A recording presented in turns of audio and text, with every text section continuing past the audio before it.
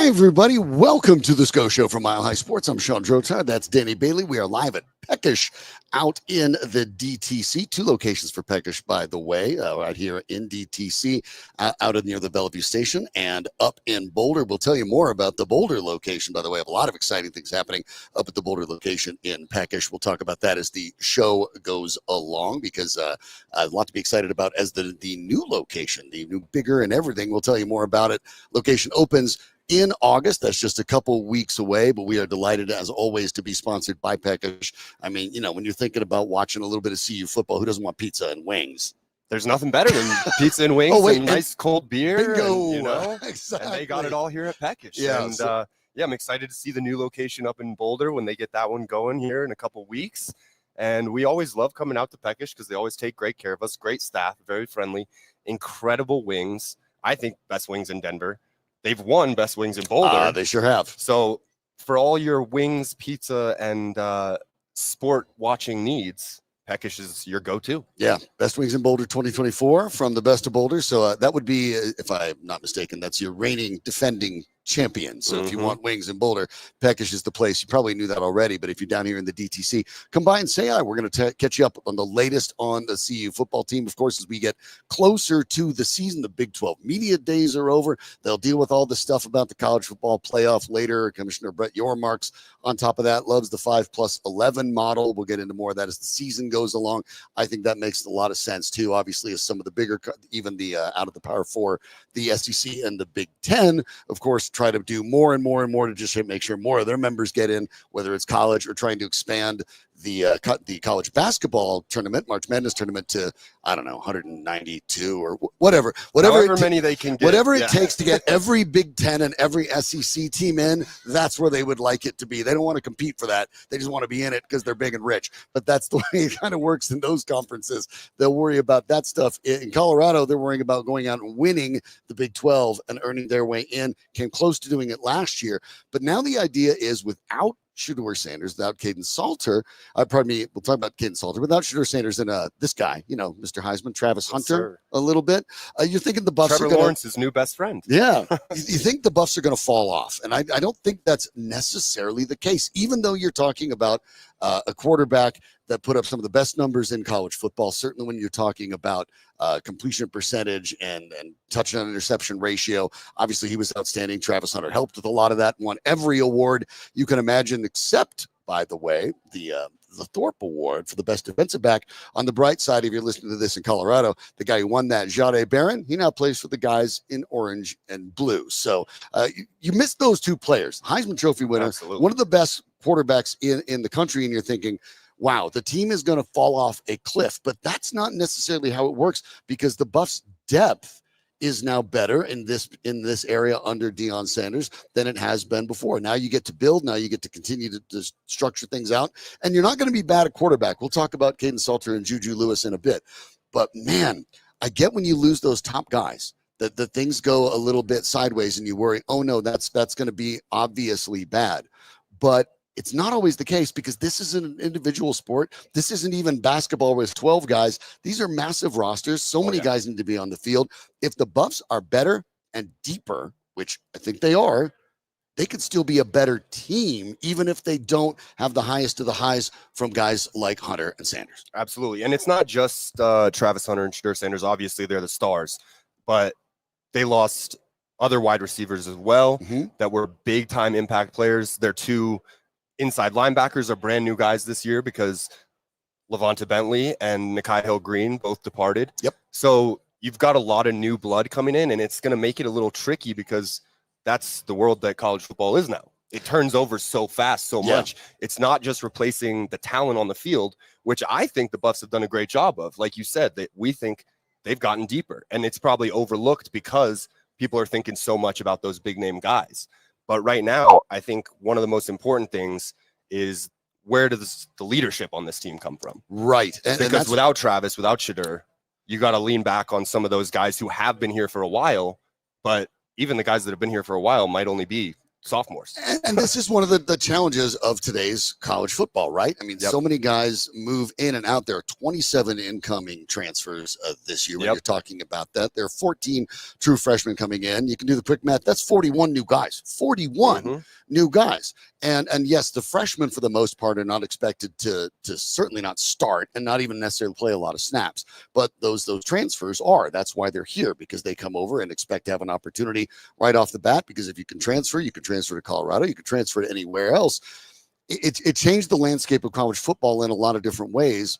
And the good side of it for CU is that nobody got on it faster than Deion Sanders. It is hard to believe that we're not talking all that far into Deion Sanders' career with the Colorado Buffaloes, and the entire landscape of college football changed to when Deion came into town. And the first thing he talked about was bringing in these transfers. They did that from all over the place. Everyone across the country, well, you can't do that every year. You're never going to do that everywhere. Sure. So I don't know how Deion Sanders is going to build a program. He's not focusing on the high school. Now, as we pointed out, 14 true freshmen coming in, including, by the way, this is the second year in a row you had the top at a position. Jordan Seaton came in as the best offensive tackle in the country.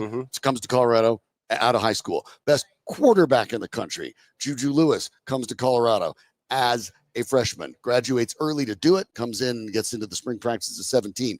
So all of that is coming around, but it's fascinating to hear how guys like, Dabo Swinney and Nick Saban and talked about it. This is the kind of thing like, you can't do this every year. Sure. Guess what? If you can't compete. Deion was ahead of the curve. This is the only way to do things now, and nobody's been at it any longer than the University of Colorado. For sure. And you mentioned two of the big guys obviously coming in the freshman class. And I think another one, they probably got one of the best wide receivers in the freshman class as well with Quinn Gibson.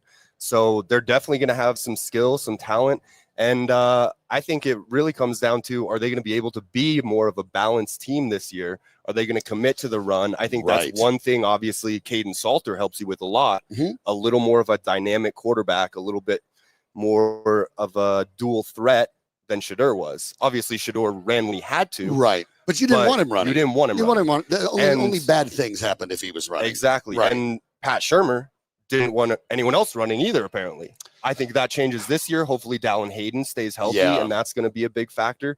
But it's more about, I heard Jordan Seaton talking about it at Big 12 Media Day, that they love to pass block, but when you get those big boys up front moving downhill, that's when they're really going to make their hay. So I'm excited to see what they can bring together here, because it's a very different team. It's a very different team, and especially with the coaching staff as well. Byron Leftwich and Marshall Falk. Exactly. So incredible additions there. And I think if anybody is going to be able to really bring it together in a short period of time, it's Coach Prime. Yeah, and obviously with Marshall Falk, you hope that you see more of what made him such a great player too, and that's the ability to receive out of the backfield too. One of the drawbacks here, the Dallin Hayden was the second leading rusher last year for the Buffs. You go, that's pretty good. But he only had 196 yards, and he only averaged 3.1 per carry. It wasn't very much. The leader was Isaiah Augustov, and he had a 45% of the total running yards. He's gone. He moved to South Carolina, transferred out there. So there has to be better performance from the running backs, and there has to be more commitment to the run. But for the Buffs, we'll see how that goes. The funny thing is, Pat Shurmur, over the course of his history, quite frankly, it's not great. When you look over the course of offenses, whether it's a college or pro that he's run, it's not great. The Buffs were productive. They kind of did what they could do. But you bring up the offensive line. A lot of newcomers on the offensive line this year. When you're looking at that offensive line, believe it or not, the projected starters, everyone but Jordan Seaton is expected to be replaced by an incoming transfer. So getting that kind of that group together so they can get the chemistry, so they can build it, that's going to have to be microwaved a little bit. Again, everybody has to deal with that, but as long as they can do better in the running game, all you have to do is talk to any offensive lineman ever. Think about the job, to what Danny talked about. Okay, your job is basically to stand up, and for the most part, when you think about it, it's pass blocking, and you have a bunch of big guys running into you at full speed, and you're just trying to hold them off. That's not so fun. But if you are a big guy, if you are a Jordan Seaton, and you get to be going forward and shoving some other guys on their back, That's a little more fun. These guys want to go out and run block. Run blocking, I don't care if it's high school, college, pro. That's what offensive linemen want to do. And the Buffs have to find a way to commit to it. But that's also one of the reasons when we get into the quarterback battle, why Kaidon Salter has an advantage, because we're talking about a guy that, unlike Michael Welch, unlike Dallin Hayden, even though you like a lot of what you've seen, the guy that's proven that he can get yards on the ground is Kaidon Salter. Absolutely. Yeah. His numbers at Liberty are honestly pretty unbelievable. He was lighting the world on fire in his last 2 seasons there. So I'm really looking forward to getting a closer look at these guys. When I was watching them at the spring game a couple months back, the two of them so poised, so confident, and just they are there more to bring each other up than to compete with each other, which is, I think, going to be super helpful for Juju as he learns how to be a college student. He's got a guy who's already been doing it for an entire college career. Yeah, that helps a lot. And there's an age difference there, obviously. Salter, and it's worth breaking a couple things down. Salter in the last 2 years, over 1,600 rushing yards, 19 rushing touchdowns on the ground. ESPN did an evaluation of every program's quarterback group, and CU hadn't ranked all that high because obviously Juju Lewis is a true freshman, and in Salter's case, even though he performed extremely well at Liberty, it was Liberty's Conference USA. It's not the Big 12, and it's fair to have a little bit of doubt there. But it's also worth noting their best quarterback over at Clemson, Cade Klubnik, one of the players that everyone's looking at this year, is the man who leads all of college football, FBS college football in the last 2 years with touchdowns, total touchdowns, 66. More accurately, I should say he's tied for the lead with Kaidon Salter, who also has 66. They return with the most total touchdowns of any quarterback in all of college football over the last 2 seasons. So when you talk about a quarterback that's been productive, that's been able to get the job done, Salter's been able to do it. And it's one of the reasons I think the Buffs are excited to potentially plug in and play with him. Like you said, Danny, they're not truly competing with each other. Are they? Yes. But the competition is a little more long-term. Juju Lewis is 17 years old. Kaidon Salter is basically a redshirt senior. So now when you're talking about a guy that's experience level and the need to get a running game going, and I think you saw a lot to like from Julian Lewis up at the black and gold game. I was up there as well. But I think you could see the poise with Salter, the comfort level. It all seemed very straightforward to him, and the style of offense that he plays along with Lewis. They're both mobile guys. If Lewis can learn from Salter, it's going to help him. And this is where I think that when you talk about they're not competing with each other as much, with a transfer portal world, you always worry that if you bring in a freshman, especially a high-value freshman, that if they don't get to play right away, they're going to transfer out because they're going, well, how do I play next year? But that's not a problem for Lewis because Kaidon Salter, as you pointed out, this is it. This is it. One and done, and hopefully on to the pros. But he can't come back. So for Lewis, the path is very clear. You're 17 years old. We're not going to redshirt you because guess what? If things go like we want, he's going to be eligible for the draft in a few years. He's not going to be a senior here realistically. So you go ahead and get him ready. But for Lewis, this is a great opportunity to learn, knowing that the keys, they're sitting in that little ceramic thing that your little kid brother made in grade school at the end table. You throw your keys in there. They're yours. You may just have to wait a year, but in a year, it's going to be all Juju Lewis all the time. And so 100%. Why not take advantage of learning a little bit and not getting beat up in the process? Yeah, and especially at CU where this is a school that has been through some down years. Yeah. And then with all the focus and all the attention that has been on them, for Juju to not have to come in and be put under pressure immediately is going to be huge for his development. It's going to be great to keep this team kind of coming along. And I mean, he was Gatorade Player of the Year in Georgia. Right. Georgia is an incredible state for football. Yeah. If you're winning that, there's some history there. So, and then I was just looking at the roster, Shawn, and I remember being at some CU games a couple years ago before Coach Prime, and it just seemed like they're obviously college kids, so they're not going to be huge. Right. But the O-line just didn't have the size they needed to make a difference.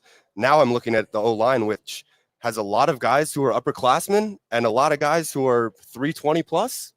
and 6'2" or more. You know, I haven't done the math see. because we don't totally know who the starters are going to be. We have a pretty good idea, but there is, I think, a very good chance the Buffs offensive line is going to be bigger on average than the Broncos offensive line. Not joking. They are going to be a larger offensive line than the Broncos are. Now, granted, the expectations at the NFL is you need to be a little more well-rounded, sure, and agility matters maybe a little bit more. But in college football, especially if you want to run a power offense, just go blow guys off the line. Just knock them back 2 or 3 yards and power through, because if this running game can just regularly start with 4 yards a carry, it changes everything that you're demanding your quarterback and wide receivers to do. It's huge. And I think with the athletes that they have at those skill positions, whether it's running back or wide receiver, you're not just going to have the run game, but that passing game close to the line of scrimmage or even behind the line of scrimmage is where you're going to be able to get these guys into space. And that's going to help Juju. It's going to make it easier on Kaidon Salter, who he can look, do I have a quick read in the flat, or am I going to take off? Mm-hmm. And if you're looking at, and you're like, I got the fastest guy on the field out here to my right, let me just toss it over to him and let him go make a play. Omarion Miller, Draylon Miller, Omarion, obviously, he's coming back from an injury. Right. But those guys are super talented, and I'm excited to have a little Miller time up in Boulder this fall. Yeah, both of those guys, obviously when you looked at their ability, that there's a lot. And then even at the black and gold game, some of what you saw not only from Miller, but from the newcomers is pretty exciting. And that includes some of the ability in the special teams in the return game, which they hope will be better. Isaiah Harge expected to take that over a little more explosive, and keep an eye out for Quanto Farrakhan Jr., who will probably back him up. Returned a lot of kicks in black and gold. Obviously has a lot of speed. They have a lot of hope for the true freshman there. But yeah, we're down here on a beautiful day down here in New Bellevue Station, and they have farmers market going on Sunday out here. So if you're thinking of coming out and checking out all of the really cool things they have going on out here, I know once we wrap up, we're going to grab a bite here at Peckish, but I want to go check everything out here because it all looks really, really cool. And so if you're coming down for this anyway, come on by and stop by Peckish. If you're on your way out already, make sure to say hi while we're here. But Peckish, of course, is the preferred dining partner of CU Athletics. That is a partnership that they're excited to have, and they should be. The couple locations right here and then on the hill in Boulder. And remember, that new facility is 3 times larger than the original one. Going to open in just a matter of weeks here. 3 times larger, and it's going to come with an expanded menu. We'll talk more about that as we get closer, but even more of what you already love from Peckish. But when you look at the quarterback, the spot here with Lewis and Salter, and I think we're on the same page, believing that Salter's going to get the vast majority of the snaps. I would imagine. But he won't get all of them. Given that kind of dual threat there on the offense, how much better do they have to be? Because they need to find a little bit more from the tight end position. Savell Small is expected to bring that back as probably the starter.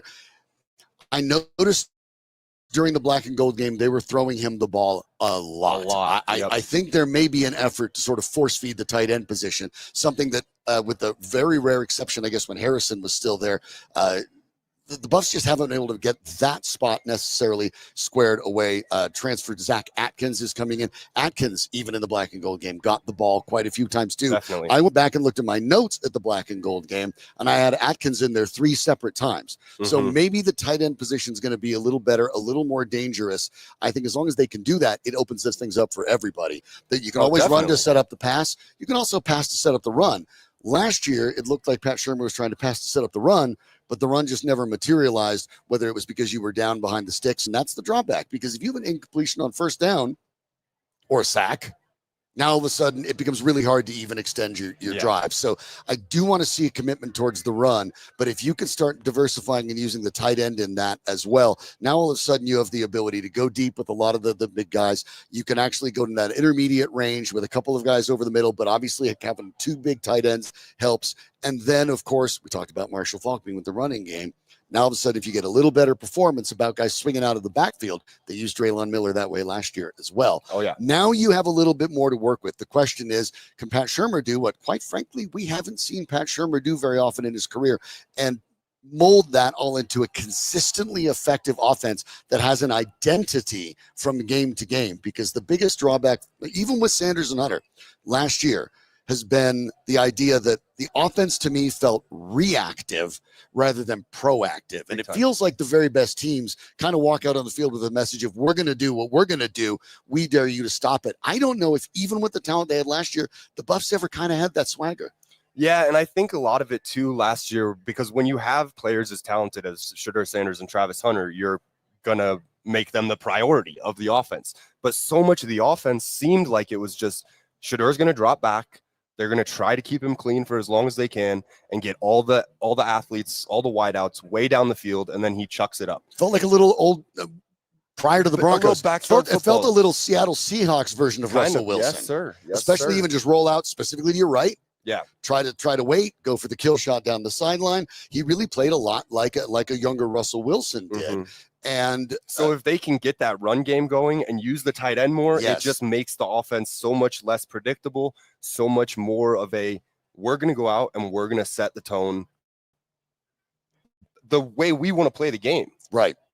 Instead of, like you said, being reactive and just having to, well, we're behind the sticks again, we better throw it up to Travis. Yeah. And the one thing, it's really important to do that, because give him all the credit in the world. But over the last 2 seasons, the number of sacks Shedeur Sanders took was ridiculous. It was nearly 100.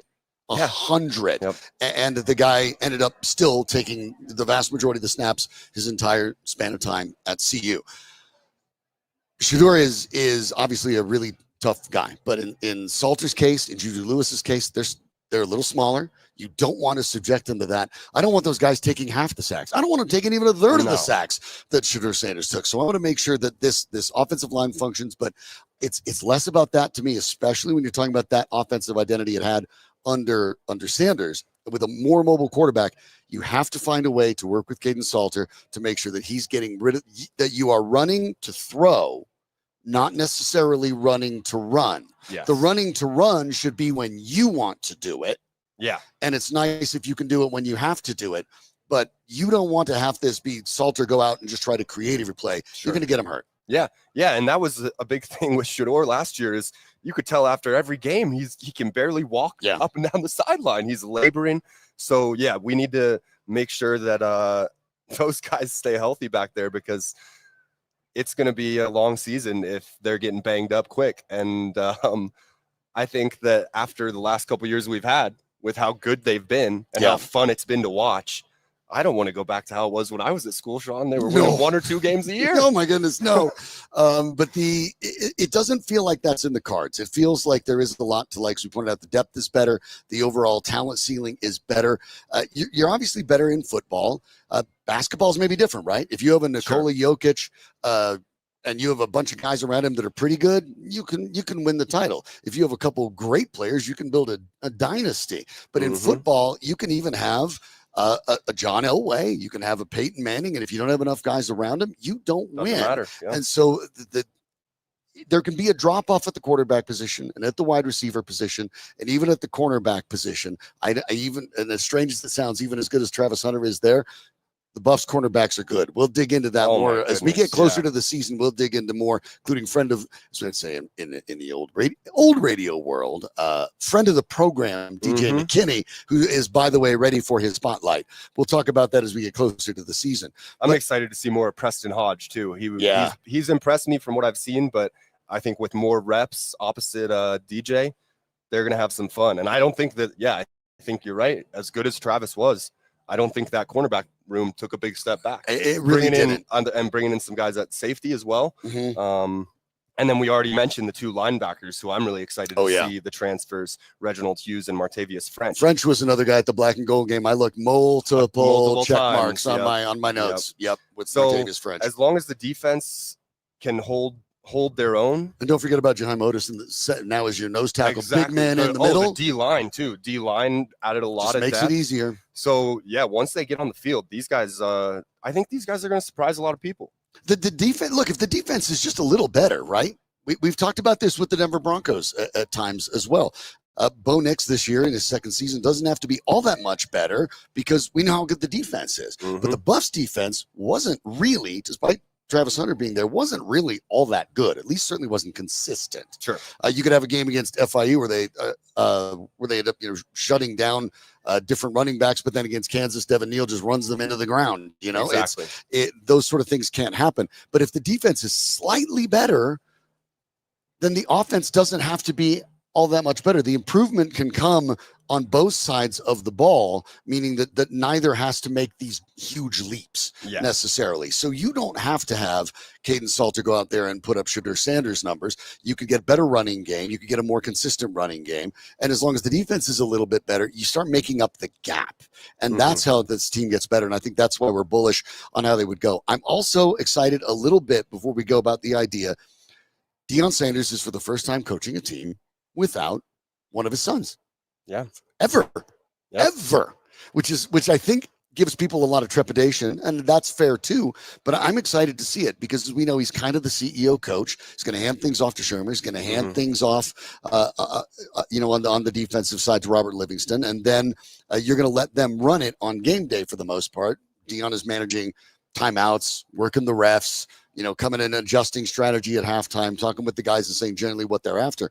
But I'm intrigued to see how that goes, because I do think one of the criticisms that's fair is that perhaps Deion Sanders leaned a little bit too much in making sure that Shedeur's situation was taken care of first. I don't think it was placed over the team, but I think there were times when you can look at it and say, oof, maybe he shouldn't be playing, but getting him to the NFL was a big deal.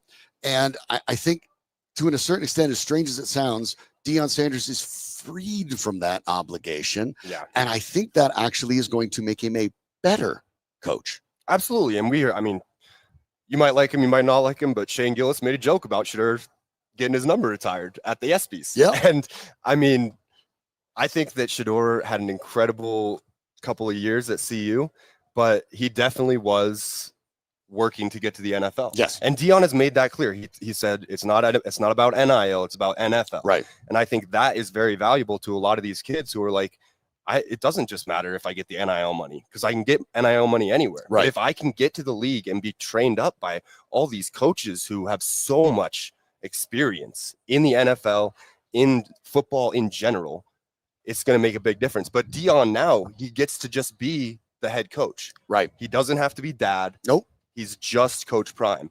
And that's going to be a big step for him, I think, to really show people that it's not just about the flash, and it's not just about putting up YouTube shows all the time. I'm sure Bucky will still be on the sidelines doing all the content. Sure, of course. But that's a big part of this program. That's what gets the eyeballs. That's why you have the attention. And without Shedeur, without Shiloh, it's going to be a big change for Deion. But I think that he probably is going to have a sigh of relief. I think so. I think that he can, my boys are now in the pros, and he's kind of hinted Let at me that. focus Obviously, on my players now. Yeah, he's dealt with some health challenges that at least at the moment do not appear to be necessarily ready to impact the season. He was out at Big 12 Media Days and was dealing with some of the health issues, but the season is a ways off. But he kind of hinted at that, and he kind of hinted at that shortly even after the draft, that he's sort of relieved from that because he doesn't have to worry about that part anymore. Yep. The kids are where they're going to be.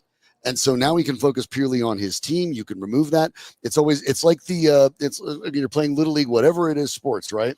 And the coach's kid is always whatever. He's the starting pitcher, sure, or the goalie, or whatever the big starting spot is. And it's always the coach's kid. And once that coach's kid is there, if that coach decides to stick around, and some parents don't, but generally you realize, wait, we're probably going to have a better team because you just got to coach everybody the same now. Mm-hmm. And so I think that's healthy. It's not indicating it was bad to bring Shedeur Sanders, and to a lesser extent Shiloh Sanders, over. Obviously, Shedeur Sanders was an extraordinary quarterback for this team, and one of the reasons that so many younger players came to the program. It's not just Deion, it's been Shedeur, and that's part of the equation too. That's important to note. But yeah, he's freed up from that responsibility.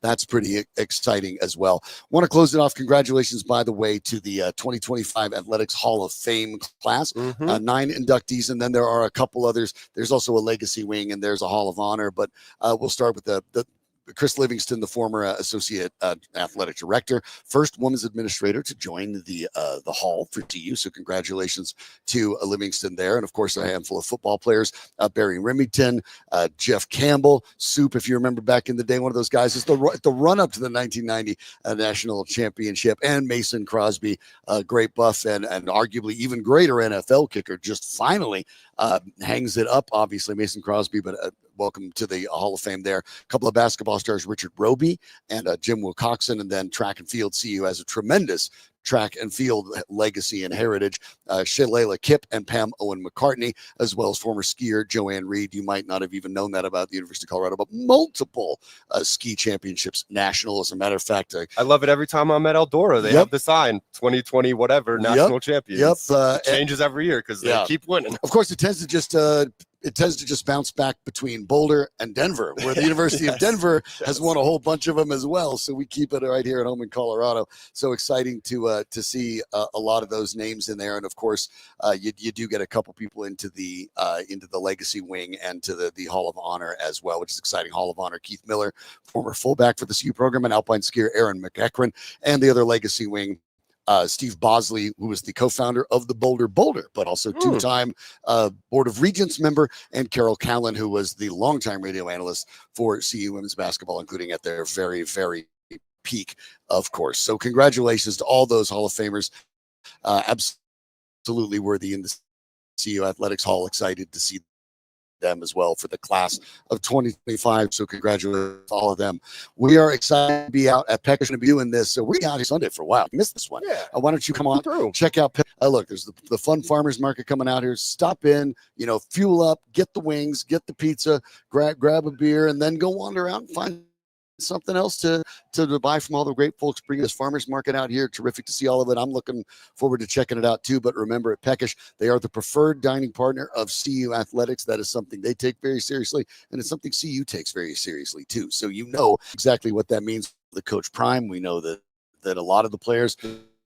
Yep, you can see the pictures right Boulder here in this location and in Boulder. They got the picture with Travis Hunter right in his up jersey there. right in front, and then Coach Prime sitting in the Boulder location. That's right. Looking out the window. That's the original Boulder location, because the new one is going to open, as we mentioned, in August, 3 times the footprint of the original location. So, bigger equals better. Going to be up on the hill. Talk about a place to watch the games. Of course, you and I get there, so we'd appreciate it for sure. Excited to be partnered with Peckish, especially for this upcoming season of CU Buffaloes athletics, and excited to get the SCO show going here on a perfect summer day in Colorado.